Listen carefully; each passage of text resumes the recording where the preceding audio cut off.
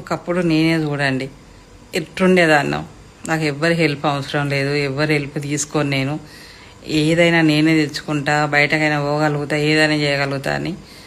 ఒకప్పుడు బెల్లంపల్లి నుంచి మంచిర్యాలకు వచ్చి ఇల్లు కట్టించిన నేను దగ్గరుండి. అలాంటిది ఇప్పుడు నేను ఇంట్లోకి వెళ్ళి కాలు బయట పెట్టాలన్నా ఒకరి హెల్ప్ అవసరం ఉంటుంది.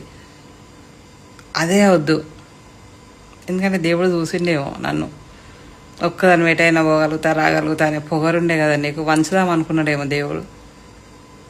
అదే వద్దు, అస్సలు వద్దు అలాంటిది. దేవుడు అనగదొక్కుతాడు, దేవుడు అనుకుంటే ఏం చేయలేం. మన పొగరు మనకి ఎప్పుడు పనికిరాదు. ఇప్పుడు చూడండి ఫ్రెండ్స్, ఎంత టైం పడుతుందో. ఇప్పుడు ఎట్టు వెళ్ళాలన్నా ఒకరి హెల్ప్ కోరవలసి వస్తుంది. నేను ఇట్లా అవుతుందని అనుకున్నానా? అనుకోలేదు. అందుకే